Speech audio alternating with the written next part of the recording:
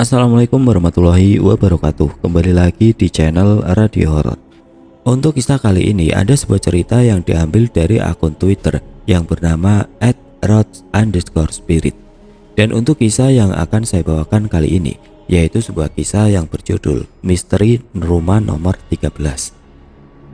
Sebelum kita masuk ke ceritanya, tekan dulu tombol like video ini dan jangan lupa tekan juga tombol subscribe channel ini. Dan nyalakan juga lonceng notifikasinya agar tidak ketinggalan cerita-cerita lain dari channel ini. Dan bagi teman-teman yang ingin membaca langsung ceritanya, nanti silakan saja kunjungi linknya yang nanti akan saya sertakan di kolom deskripsi. Dan jangan lupa follow juga akun penulis. Dan seperti apa untuk kisah kali ini? Langsung saja kita simak berikut ini. Cerita ini berawal dari keingintahuan sekelompok anak muda untuk menguak sejarah makhluk-makhluk yang tidak kasat mata di suatu daerah yang memiliki cerita mistis.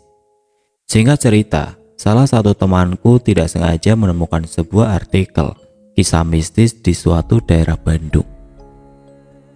Cerita itu konon kabarnya sampai memakan korban jiwa. Salah satu temanku mendapatkan informasi langsung dari warga setempat yang mengetahui kejadian tersebut. Warga tersebut menceritakan setiap kejadian demi kejadian yang beliau ketahui. Namun kami kehilangan kontak dengan warga yang mengetahui cerita tersebut. Setelah itu aku dan temanku membuat sebuah kelompok untuk menguak atau mencari kebenaran tentang kisah tersebut. Kami beranggotakan 11 orang. Di antaranya ada 2 orang perempuan dan 9 orang laki-laki. Dan kebetulan salah satu dari anggota memiliki suatu kelebihan yang bisa melihat makhluk yang tidak kasat mata atau indigo. Awal cerita aku dan teman-temanku termasuk orang yang cukup tertarik akan sesuatu yang berbau mistis dan hal-hal di luar nalar. Mungkin karena kami memiliki pengalaman-pengalaman tersendiri yang berhubungan dengan mereka yang tidak kasat mata. Itulah mungkin yang menjadikan kami dekat dan nyaman untuk bertukar cerita atau bertukar sudut pandang kami tentang mereka. Singkat cerita, salah satu temanku yang bernama Nandar menceritakan sebuah cerita tentang rumah bernomor 13 di Kota B, daerah C.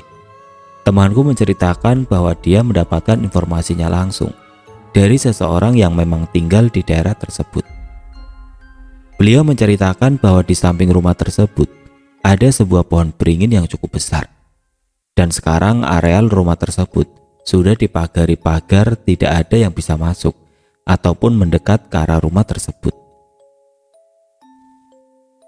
Beliau menceritakan sebuah cerita tentang seseorang yang pernah masuk ke rumah tersebut dan hilang selama 1 minggu.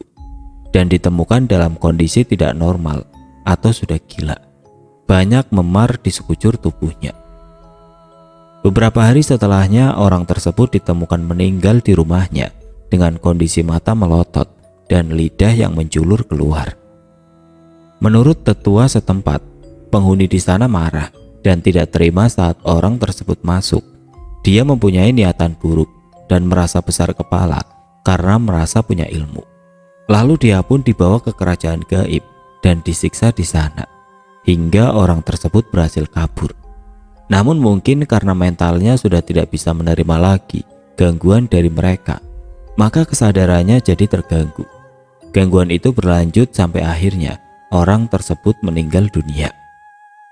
Aku yang mendengar cerita dari temanku berinisiatif membuat sebuah kelompok untuk menelusuri kebenaran dari cerita dan rumah tersebut.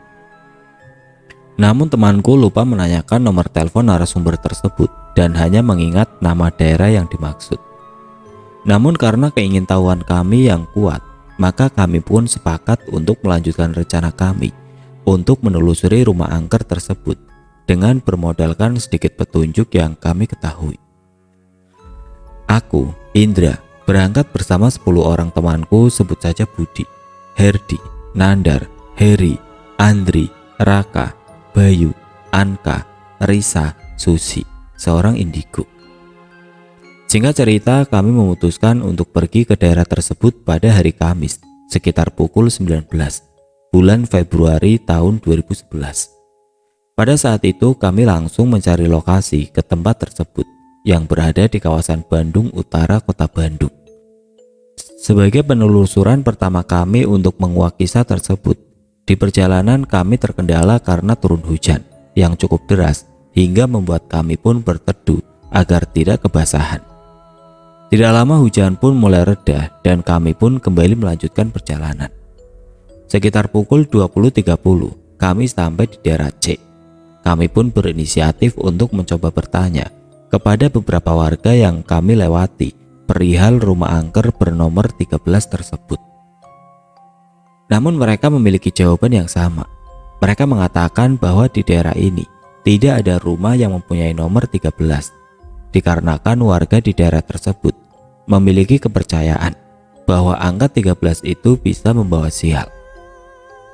Karena tekad kami sudah kuat untuk tetap lanjut mencari rumah nomor 13, kami mencoba mencari narasumber lainnya. Setelah cukup lama berkeliling, kami melihat ada seorang kakek-kakek yang memakai sarung sedang berjalan. Temanku Harry mencoba mendekati dan bertanya kepada orang tua tersebut. Namun setelah berkali-kali Henry memanggil orang tua tersebut, orang tua tersebut tidak menjawab. Orang tua itu hanya berjalan tidak menggubris panggilan dari Harry. Aku yang merasa ada sesuatu yang aneh, segera melihat Susi yang dibilang bisa melihat makhluk gaib. Kulihat wajahnya seperti tahu sesuatu. Tidak lama dia melihat ke arahku. Dia memberi isyarat untuk segera melanjutkan perjalanan. Aku pun memanggil kembali Harry yang menghampiri orang tua tersebut untuk segera melanjutkan perjalanan. Dia pun segera mendekat ke arah kami, namun dia terlihat kesal sekaligus takut. Kesal karena panggilannya tidak didengar, dan takut karena melihat orang tua tersebut wajahnya pucat pasi, dengan ekspresi mukanya terlihat datar. Tatapannya kosong, hanya lurus ke depan dan terasa dingin saat didekatnya. Aku yang waktu itu mendengarkan mencoba melihat orang tua tersebut sudah hilang. Padahal aku hanya memalingkan pandangan sesaat saja. Kami pun bergegas untuk melanjutkan perjalanan kami. Namun ketika kami akan melanjutkan perjalanan, kami dikejutkan dengan suara seperti seorang kakek-kakek. Dia mengatakan, "Pergi dari sini." Suaranya terdengar begitu keras dan marah. Kami yang mendengar mencoba untuk mencari asal suara tersebut. Namun tidak ada siapapun saat itu. Karena memang waktu itu sudah malam. Saat itu temanku yang memiliki kelebihan. Mereka terlihat begitu ketakutan dan panik. Dia bilang untuk sebaiknya pulang saja, atau mungkin akan terjadi sesuatu. Kami pun memutuskan untuk berdiskusi untuk menentukan rencana kami selanjutnya. Saat itu, Susi, Risa, dan Budi menyarankan kami untuk pulang karena merasakan firasat yang tidak baik. Namun 7 orang lainnya tetap ingin melanjutkan penelusuran. Setelah sekian lama berdiskusi, akhirnya kami memutuskan untuk tetap melanjutkan perjalanan kami mencari lokasi rumah tersebut. Kecuali 2 temanku Budi dan Risa, mereka lebih memilih untuk pulang karena merasa tidak kuat untuk melanjutkan rencana ini. Sebenarnya aku dan Risa pun mengusulkan untuk pulang, namun karena anggota kami yang lain tetap ngotot, maka kami pun mengalah untuk ikut karena takut akan terjadi sesuatu nantinya. Kami yang tersisa 9 orang ini melanjutkan untuk mencari sumber lain yang mungkin mengetahui alamat rumah tersebut. Sekitar pukul 23.00, kami melihat beberapa orang yang sedang berkumpul dengan bara api unggun di tengah-tengah mereka. Namun saat kami mendekat, mereka melihat ke arah kami. Aku menyuruh kepada teman-temanku untuk berhenti, untuk mencoba menanyakan kepada mereka. Siapa tahu di antara mereka ada yang mengetahui lokasi yang sedang kami cari. Tidak lama seorang dari mereka mendekati kami setelah kami berhenti. Orang tersebut kemudian bertanya kami mau kemana. Aku pun mendekati orang tersebut dan menjelaskan rencana kami untuk mencari rumah nomor 13 tersebut. Cukup lama kami berbincang. Orang tersebut malah memberi jawaban bahwa di daerah ini banyak sekali cerita mistis. Mereka menganjurkan kami untuk mencoba pergi ke sebuah makam keluarga di daerah tersebut, yang menurut warga tersebut, makam itu sangat angker apalagi di malam Selasa atau malam Jumat seperti ini. Warga tersebut sedikit menceritakan tentang angkernya makam keluarga tersebut. Salah satu ceritanya ada seorang pedagang bakso yang lewat di dekat tersebut sekitar jam 10 malam. Tukang bakso tersebut melihat rombongan pengantar jenazah. Lalu tukang bakso tersebut bertanya pada salah satu rombongan tersebut tentang kenapa dimakamkannya malam-malam seperti ini. Tapi ketika tukang bakso itu bertanya, tidak ada satu orang pun yang menjawab. Mereka hanya berjalan lurus tanpa bicara sedikit pun. Merasa ada yang aneh, tukang bakso itu pun mencoba melihat ke arah kaki mereka, apakah menginjak tanah atau tidak. Saat dia melihat ke arah kaki mereka, tukang bakso itu melihat kaki mereka yang tidak menginjak tanah. Dari lutut sampai telapak kaki mereka tidak terlihat. Tukang bakso itu pun baru menyadari rombongan jenazah tersebut semuanya berwajah pucat, tanpa ekspresi. Tiba-tiba hujan turun cukup deras, namun anehnya mereka tidak basah sama sekali. Dia hanya bisa diam. Diam waktu itu seperti susah untuk menggerakkan tubuhnya. Dia pun membaca doa yang dia ingat, supaya mereka segera hilang, namun mereka justru berhenti dan berbalik melihat kepada tukang bakso tersebut sambil mulut mereka menyeringai. Terlihat mata mereka hitam seperti tidak punya mata dengan senyuman yang terlihat meledek padanya. Tukang bakso tersebut lalu lari sambil berteriak. Lalu orang-orang disinilah yang menolong tukang bakso tersebut dan mengambil gerobak bakso miliknya. Kejadiannya pun baru terjadi beberapa hari kemarin, tepat malam Selasa kemarin ucapnya. Ada cerita lain, katanya 1 minggu lalu ada sebuah kejadian. Seseorang menemukan mustika dan sebuah keris di sana, lalu dibawalah barang-barang tersebut ke rumahnya. Sayangnya ayah orang itu malah menjual barang-barang tersebut. Besoknya orang yang menemukan, yang menjual dan yang membeli semuanya mati dan barang-barang tersebut hilang saat itu juga. Teman-temanku yang terbilang maniak misteri ini malah terlihat senang dan antusias mendengarnya. Lalu kami berpikir untuk menunda dulu mencari rumah bernomor 13 itu dan mencoba untuk mendatangi makam yang warga itu ceritakan. Kami akan berjalan dari sini ke areal pemakaman tersebut karena jaraknya cukup dekat, dan motor kami akan kami titipkan di rumah warga di sini, tentu atas izin mereka. Warga hanya memberitahu kami letak areal pemakaman tersebut. Kami harus berjalan memasuki sebuah jalan kecil terlebih dahulu, lalu berbelok ke sebelah kiri. Dari sana sudah terlihat areal pemakaman yang dimaksud. Namun warga tidak ada yang berani untuk mengantarkan langsung karena takut. Aku sebenarnya merasa bahwa jika hal-hal seperti ini justru bakal membawa petaka. Namun karena aku mengerti tabiat teman-temanku, aku pun hanya diam dan mengiyakan. Singkat cerita, setelah kami berjalan 10 menit, kami sudah bisa melihat gerbang pemakaman tersebut. Gerbangnya berwarna putih, namun sudah terlihat banyak karat di sana sini. Kami pun melanjutkan berjalan mendekati gerbang pemakaman tersebut. Namun Andar tiba-tiba mendekatiku dan mengatakan bahwa dia melihat sekelebat bayangan putih. Yang dia kira itu pocong. Makhluk tersebut terlihat melintas di antara gerbang makam yang terbuka, ucapnya. Tapi karena tidak ingin membuat yang lain takut, aku menyuruhnya untuk diam. Kami tetap melanjutkan penelusuran ke pemakaman tersebut. Lalu kami berbincang mengatur rencana apa saja yang akan kami lakukan di dalam areal makam tersebut. Setelah lama berbincang, kami pun sepakat membagi menjadi 3 kelompok. Setiap kelompok berisi 3 orang di dalamnya. Setiap kelompok dilarang menceritakan kejadian selama berada di dalam areal makam kepada kelompok lain. Sampai semua kelompok sudah memasuki areal makam tersebut. Kelompok 1 aku, Bayu, Raka. Kelompok 2 Andri, Susi, Herdi. Kelompok ketiga Anka, Heri, dan Nandar. Pertama masuk adalah kelompokku. Aku, Bayu, dan Raka masuk ke areal makam tersebut. Dan sisanya menunggu di luar gerbang, namun kondisi gerbang akan kami tutup. Saat kami masuk, udara sudah terasa berbeda. Rasa dingin yang kami rasakan berbeda dengan saat kami sebelum masuk ke areal makam tersebut. Aku merasakan seperti banyak pasang mata yang memperhatikan kami. Namun satupun makhluk tidak terlihat oleh mata kami.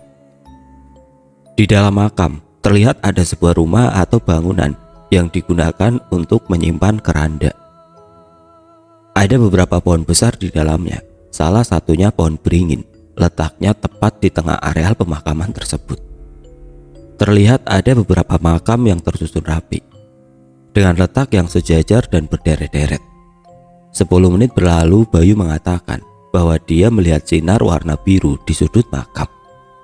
Aku dan Raka pun segera melihat sudut yang Bayu maksud, dan kami pun melihat sinar berwarna biru. Sinar itu terlihat seperti sorotan lampu, namun muncul dari tanah. Bayu yang penasaran mengajakku dan Raka untuk memastikan sinar apa yang waktu itu kami lihat.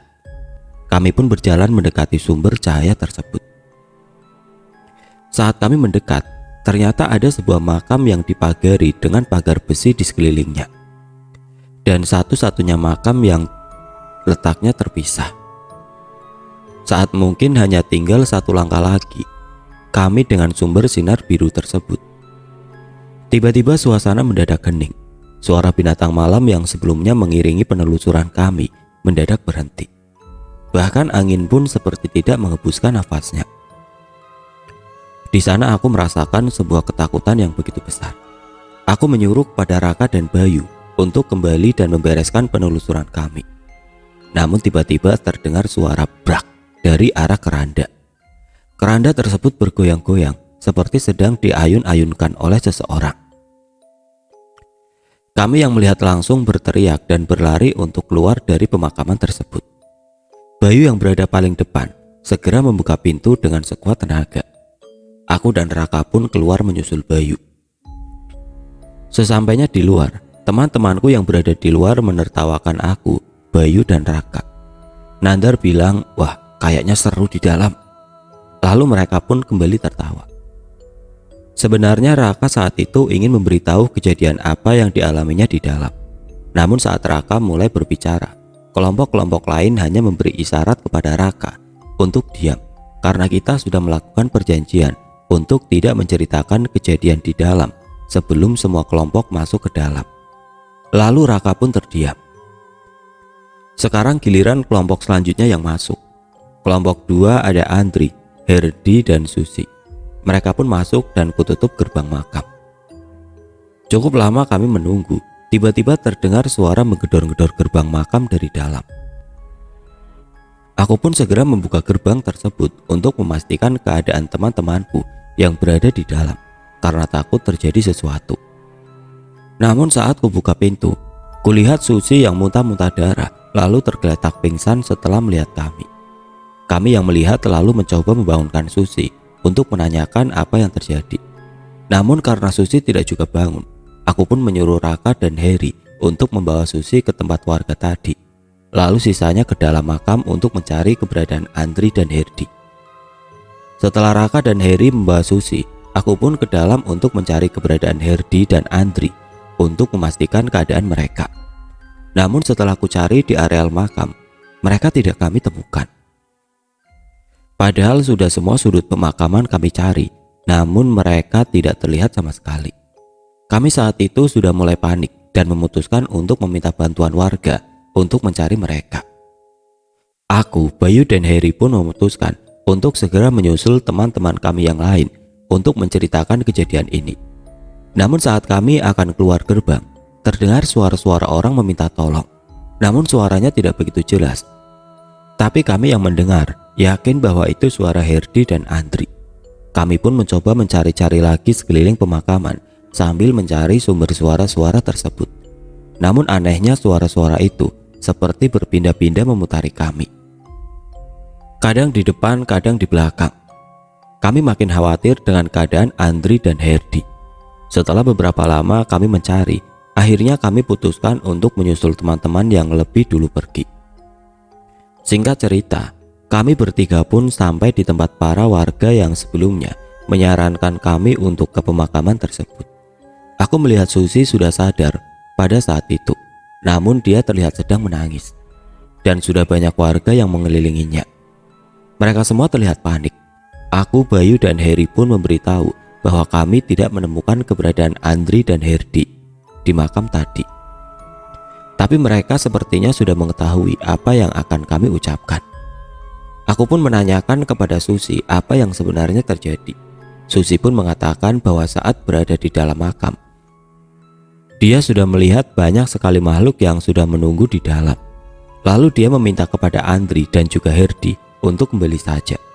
Namun mereka berdua tidak memperdulikan perkataannya dan mengatakan bahwa di makam seperti ini sudah pasti banyak makhluk gaibnya. Jadi tidak usah khawatir hanya karena bisa melihat mereka. Lalu mereka bertiga pun kembali melanjutkan penelusuran di pemakaman tersebut sampai mereka melihat ada sebuah rumah yang cukup mewah di sana. Andri dan Herdi pun bergegas mendekati rumah tersebut. Namun saat Susi ingin akan berjalan menghampiri Andri dan Herdi, Susi merasa ada yang memanggil-manggil namanya. Susi pun berbalik dan melihat ada seorang anak kecil berdiri di dekat pintu gerbang, seperti memberi isyarat untuk tidak melanjutkan langkahnya. Susi pun berbalik, berniat untuk memberitahu Andri dan Herdi. Namun saat Susi berbalik, Andri dan Herdi tidak ada. Beberapa kali Susi memanggil-manggil mereka, namun tidak juga ada yang menjawab. Susi pun mencoba melihat kembali anak kecil yang dia lihat sebelumnya. Namun anak kecil itu juga sudah menghilang. Tidak lama Susi melihat ada seorang kakek tua berbaju hitam. Di belakangnya ada beberapa makhluk yang mengikutinya. Kakek tua itu berjalan mendekati Susi, namun tiba-tiba ada cahaya putih dan suara kakek yang menyuruhnya untuk segera pergi. Saat itu Susi menanyakan bagaimana dengan teman-temannya. Tapi karena kakeknya menyuruh Susi untuk pergi terlebih dahulu dan meminta bantuan kepada orang lain untuk menyelamatkan Andri dan juga Herdi, Susi pun lari ke arah pintu gerbang. Namun pintu itu susah untuk dibuka. Lalu dia pun memukul-mukul gerbang itu sambil berteriak-teriak, berharap aku atau teman-teman yang lain mendengar dan membukakan pintu. Namun tiba-tiba dia merasa seperti ada yang memukul punggungnya dari belakang, dan ia pun tidak ingat lagi kejadian setelah itu. Sampai dia merasa ditepuk-tepuk dan bangun, sudah berada di tempat kami sekarang berkumpul. Susi bertanya kepada kami, apakah kami tidak mendengar suaranya yang berteriak dan meminta tolong. Padahal dia berteriak sangat keras. Kami pun menjawab tidak mendengar dan hanya mendengar suara pintu dipukul-pukul saja. Aku pun merasa aneh dan menanyakan saat kelompokku masuk apakah ada yang mendengar teriakan aku, Bayu, dan Raka. Namun mereka pun sama, tidak mendengar. Mereka hanya kaget saat tiba-tiba terdengar seperti ada yang menghantam pintu gerbang dengan keras. Namun tidak lama terlihat aku, Bayu, dan Raka yang keluar. Aku kemudian menyuruh Susi untuk segera tidur dan beristirahat saja di rumah warga karena mereka menawarkan kepada kami untuk menginap saja di sana malam ini. Sedang aku bersama teman-teman yang lain dibantu beberapa warga akan mencoba mencari solusi masalah ini. Malam itu setelah kami dan beberapa warga mencoba mencari keberadaan Andri dan Herdi, mereka tetap tidak bisa kami temukan. Merasa cukup lelah, kami pun kembali ke rumah warga untuk beristirahat terlebih dahulu. Mengingat kondisi kami sudah sangat lelah dan cuaca saat itu tidak mendukung untuk melakukan pencarian lagi. Pagi pun tiba, kulihat Susi sudah terbangun dari tidurnya. Terlihat dia seperti ingin menyampaikan sesuatu. Aku saat itu mendekatinya berniat menanyakan keadaan Susi saat itu. Dia pun mengatakan bahwa keadaannya sudah agak mendingan, hanya masih terasa sedikit lelah. Kemudian Susi bercerita, sepertinya dia mendapatkan cara untuk menemukan keberadaan kedua teman kami yang hilang itu. Dia mendapatkan petunjuk melalui mimpinya. Dalam mimpinya, dia bertemu dengan kakek-kakek yang kami temui semalam tersebut, membawanya kepada sebuah makam yang letaknya berada di ujung pemakaman keluarga yang semalam kami datangi. Kakek tersebut menyuruh Susi untuk mengambil sesuatu dari sana. Dalam mimpi Susi melihat sebuah cahaya berwarna keemasan. Kemudian setelah Susi mengambil benda itu, kakek tersebut menyuruh Susi untuk pergi ke sebuah tempat yang masih berada di daerah ini. Tepatnya akan dia beritahu saat Susi sudah mendapatkan apa yang harus dia temukan terlebih dahulu. Aku pun bercerita bahwa semalam aku, Bayu, dan Raka memang sempat melihat sebuah makam di pemakaman keluarga tersebut. Persis di sudut area pemakaman tersebut, namun terpisah sendiri dan makam itu dipagari dengan besi. Kami saat itu hanya melihat sinar berwarna biru, bukan keemasan. Warga pun mengiyakan perkataanku dan memberitahu kami bahwa makam keluarga tersebut adalah makam keluarga besar sesepuh di sini. Dan makam yang diberi pagar adalah makam sesepuh di sini. Namun memang karena banyak kejadian yang sering terjadi saat malam hari, maka makam tersebut jarang dilalui oleh mereka. Selang beberapa lama kami berbincang, kami pun memutuskan untuk segera kembali ke makam keluarga tersebut untuk memastikan perkataan dari Susi. Karena semakin cepat kami menemukan kedua teman kami, akan semakin baik pikirku. Dan kami pun memutuskan untuk segera berangkat. Sedangkan Susi kami suruh beristirahat terlebih dahulu, mengingat kondisinya yang belum benar-benar pulih. Dia ditemani Anka dan Henry. Sisanya akan ikut bersamaku ditemani beberapa orang warga. Singkat cerita, kami sampai di areal pemakaman yang kami tuju. Namun kami semua heran, makam yang semalam aku lihat ternyata tidak ada. Makam tersebut hilang beserta pagar besi yang mengelilinginya. Kami yang heran, mencoba untuk mencari-cari dulu di sekitar areal tersebut. Namun tetap saja makam tersebut tidak dapat kami temukan. Kami pun memutuskan untuk kembali dan menanyakan kepada Susi. Sesampainya di tempat Susi berada, kami segera menemuinya. Namun Susi tiba-tiba mengatakan, percuma kalau hanya kami yang pergi tanpa membawanya. Makam itu tidak akan terlihat saat ini karena dialah yang diberi amanah oleh kakek-kakek tersebut untuk mengambilnya. Dan kalaupun mereka menemukan makam tersebut, mereka tidak akan menemukan apa-apa. Saat kami ke sana nanti harus tepat pukul 18.00. Karena itulah saat-saat dimensi kami dan mereka terbuka. Aku pun menanyakan kenapa dia tahu kalau kami tidak menemukan makam tersebut.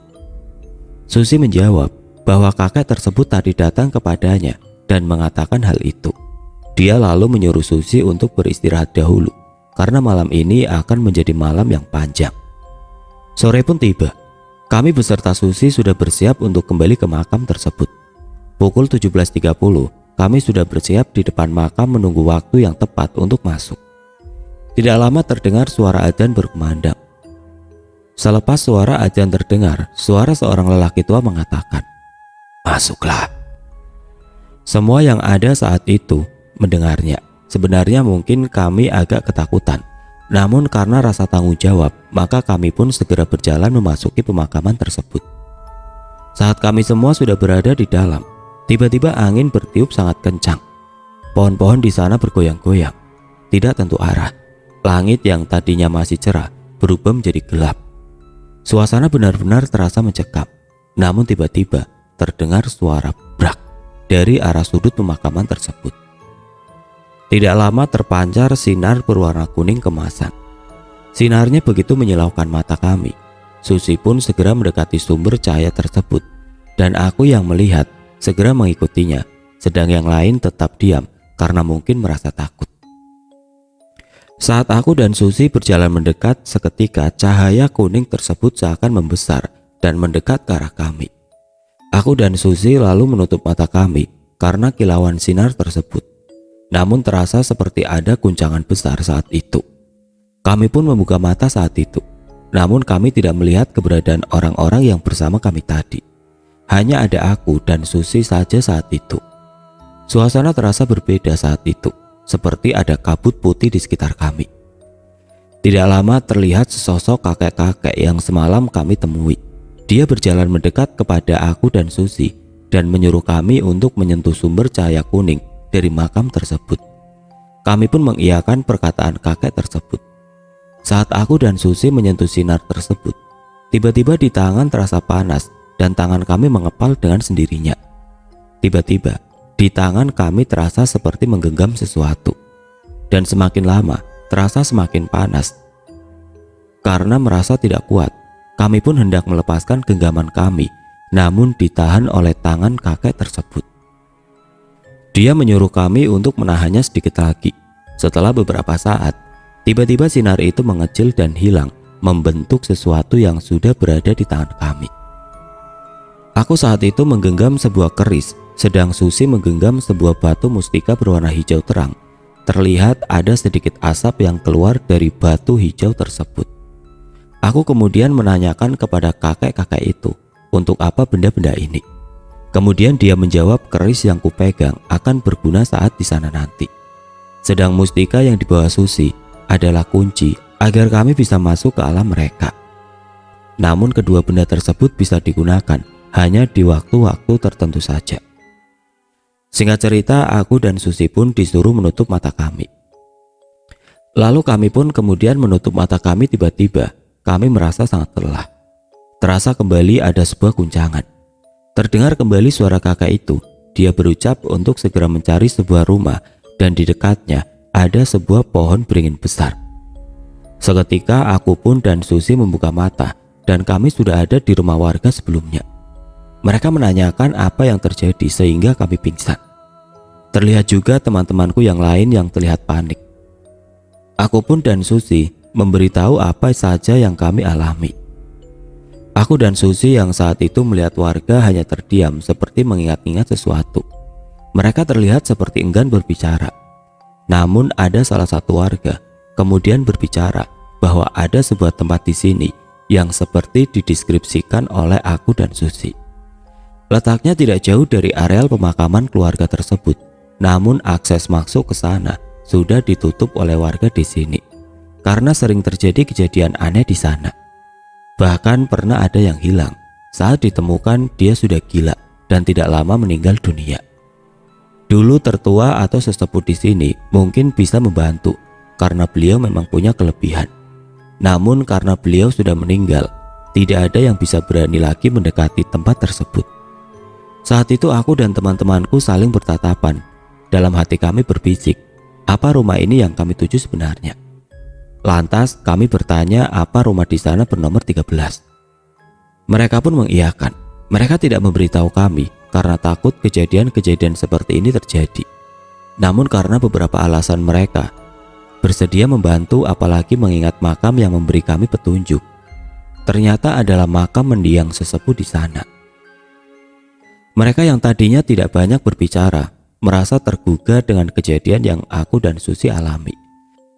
Apalagi sampai kejadian orang hilang seperti ini, takutnya berbuntut panjang. Mereka pun bersedia membantu kami sampai mereka dapat ditemukan. Setelah perbincangan yang cukup lama, aku teman-teman dibantu beberapa warga segera pergi ke tempat yang dimaksudkan, berharap masalah yang kami hadapi cepat selesai. Singkat cerita, kami sampai di tempat yang dimaksud. Saat itu aku lihat memang akses jalan untuk masuk ke sana sudah ditutup. Para warga yang saat itu sampai harus merusak beberapa bagian pagar yang terbuat dari bahan-bahan seadanya.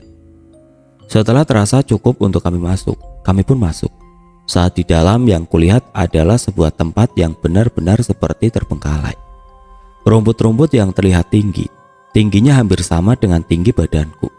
Terlihat ada pohon beringin besar dan tinggi, berdiri juga beberapa pohon di sekitarnya. Aku kemudian bertanya keberadaan rumah yang aku cari.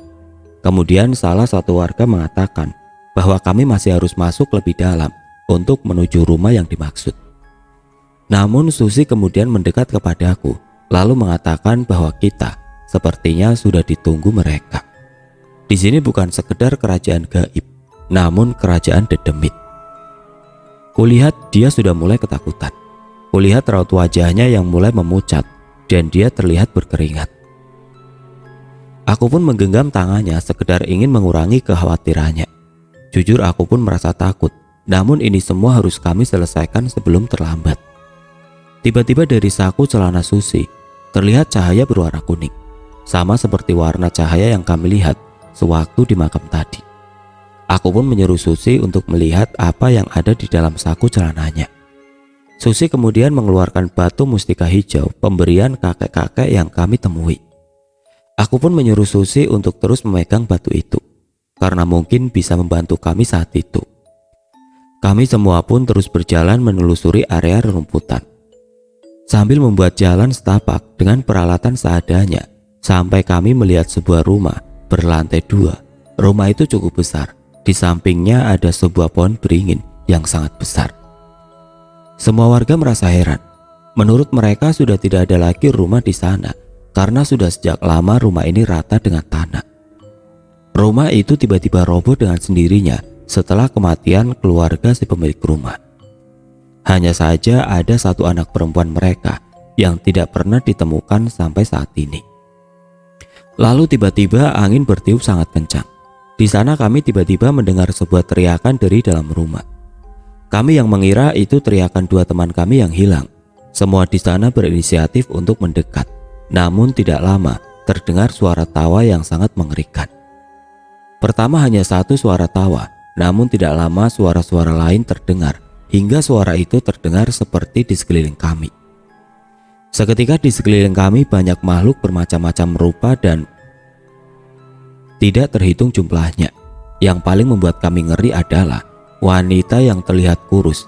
Dia berjalan-jalan namun dalam posisi sedang kayang. Tubuhnya kurus kering, berlengan dan berkaki panjang. Dan dua sosok tinggi besar setinggi pohon beringin. Mereka berdiri di kiri kanan pohon beringin, satu berwarna merah dan satu berwarna hijau, bertanduk di kiri kanan mereka. Kami saat itu benar-benar merasa ketakutan hingga membuat beberapa warga lari. Ada juga yang diam di tempat saja namun tidak bicara ataupun berkedip. Ada yang langsung berdoa dengan kencang. Namun tidak sedikit pun jumlah sosok-sosok penunggu di sana hilang atau berkurang. Saat itu tiba-tiba aku merasa di dadaku terasa panas. Tidak lama dari dalam dadaku keluar sinar dan keluar sebuah keris lalu melayang-layang di depanku. Tidak lama keris itu pun melayang-layang mengelilingi kami. Perlahan sosok-sosok yang kami lihat pun berkurang hingga tersisa dua sosok di dekat pohon beringin. Susi yang hanya diam tiba-tiba melemparkan batu hijau yang sedari tadi dia genggam. Namun tiba-tiba ada percikan kuning dan berubah menjadi sosok wanita berbaju hijau. Dia lalu bertarung dengan sosok penunggu pohon beringin tersebut. Singkat cerita, setelah kedua sosok tersebut hilang, sosok wanita berbaju hijau itu pun melayang mendekati Susi. Sosok itu berkata untuk segera memasuki rumah tersebut agar bisa membawa teman-teman kami yang tersesat di sana, dan kemudian dia menjadi batu hijau kembali. Setelah merasa semua sosok yang kami lihat semuanya hilang, kami pun bergegas untuk masuk ke rumah tersebut. Kami semua pun segera masuk ke dalam dan mencari setiap sudut di dalam rumah tersebut. Hingga kami tiba di lantai paling atas. Di sana ada sebuah ruangan bersinar terang, seperti ada lampu di dalam ruangan tersebut. Padahal di sini tidak ada listrik. Sejak kami memasuki areal ini pun kami hanya berbekal senter saja. Kami pun bergegas memastikan ada apa di sana. Saat kami sampai di sana, kulihat di dalam ruangan tersebut sudah banyak sekali makhluk yang sedang berkumpul, dan kulihat di tengah-tengah mereka ada dua teman kami dengan kondisi yang sangat memprihatinkan. Mereka seperti habis dipukuli sekujur tubuhnya. Namun kami hanya bisa terdiam karena merasakan ketakutan saja saat itu. Kami tidak tahu harus berbuat apa di sana karena melihat jumlah mereka yang tidaklah sedikit dengan beragam bentuk. Mereka terlihat seperti menunggu kami untuk maju dan mereka segera akan menerkam kami. Tidak lama datanglah kakek-kakek tua mendiang sesepuh di sana dan menarikku dan Susi. Dia menyuruh kami berdua untuk segera menarik dan membawa kedua teman kami dari kerumunan itu. Lalu kami harus segera berlari meninggalkan tempat ini. Aku dan Susi pun mengikuti perintahnya dan membawa kedua teman kami dari sana. Sedang dia di depan kami, membukakan jalan untuk kami. Beberapa kali terlihat makhluk-makhluk itu mendekat, namun kakek tersebut berhasil mementalkannya. Sampai aku dan Susi berhasil menarik kedua teman kami. Kami semua saat itu langsung berlari untuk segera keluar dari rumah tersebut. Hingga terdengar suara tawa yang menggelegar. Kami semua dibuat kaget setengah mati dengan tawanya. Lalu kakek tersebut menyuruh kami untuk segera berlari keluar dari rumah ini dan jangan pernah menoleh ke belakang apapun yang terjadi. Kami sempat melihat ke arah kakek tersebut dan bermaksud untuk menanyakan bagaimana nanti dengan dirinya, karena kulihat banyak sekali makhluk hendak mendekatinya. Namun kakek tersebut hanya mengatakan, larilah dan jangan sesekali menengok ke belakang apapun yang terjadi, dan tidak usah mengkhawatirkannya. Pergilah, Mendengar ucapannya, maka aku dan teman dan para warga langsung berlari untuk keluar dari rumah tersebut. Selama kami berlari, banyak sekali suara-suara yang memanggil. Ada yang menangis, ada yang tertawa, dan banyak suara-suara aneh lainnya. Beragam makhluknya pun beberapa kali mengagetkan kami. Salah satunya sebuah kepala melayang-layang memutar-mutari kami selama kami berlari. Namun tidak kami hiraukan dan kami tetap berlari agar segera keluar dari rumah ini. Sampai akhirnya saat kami di dekat pintu keluar, tiba-tiba ada sebuah guncangan dan kami seperti ada angin besar yang mendorong kami agar segera keluar dari rumah tersebut. Kami semua terpental ke arah luar rumah tersebut dan jatuh bersamaan. Namun saat kami berbalik, rumah tersebut sudah tidak ada atau menghilang. Saat itu kami sudah berada di luar, terdengar suara adzan subuh berkumandang. Kulihat kedua teman kami yang hilang, jatuh pingsan dan kami pun membawanya ke rumah warga terlebih dahulu. Namun setelah lama tidak ada perubahan, kami pun membawa mereka ke rumah sakit. Kemudian kami menghubungi orang tua mereka. Lama menunggu, akhirnya kedua orang tua mereka datang dan kami menceritakan apa yang terjadi. Kami saat itu benar-benar dimarahi oleh orang tua mereka. Singkat cerita, setelah beberapa hari mereka tetap tidak sadarkan diri hingga Paman Herdi datang. Beliau merupakan orang mengerti dengan dunia spiritual, lalu menginap semalam di rumah sakit tempat Herdi dan Andri dirawat. Beliau menginap semalam di sana dan besoknya Herdi dan Andri pun sadarkan diri. Paman Herdi lalu bercerita, semalam dia mencari Sukma Herdi dan Andri karena masih terjebak di sana, hingga bertemu dengan seorang kakek tua dan membantunya mencari Sukma, Andri, dan Herdi. Sesampainya di rumah yang dicari, beliau melihat Sukma mereka berdua sedang dirantai, banyak luka di tubuh mereka. Saat itu Paman Herdi kemudian melepaskan rantai dari tubuh mereka. Kemudian saat akan membawa mereka pergi, saat itulah beliau disambut oleh penghuni kerajaan Dedemit di sana. Beliau sampai harus mengalahkan raja dari para demit di sana terlebih dahulu. Untung ada kakek-kakek itu yang membantu. Jika tidak, beliau pun merasa akan sangat kewalahan untuk mengalahkan mereka. Setelah beberapa hari mereka pun kembali pulih dan tidak ada keanehan pada diri mereka, kecuali trauma dengan hal-hal yang berbau mistis. Mereka jadi lebih penakut dan tidak lagi sering berkumpul dengan kami. Itulah salah satu pengalaman aku dan juga teman-temanku. Semoga kita dapat mengambil hikmah dari cerita tersebut. Maaf jika banyak detail yang tidak saya jelaskan.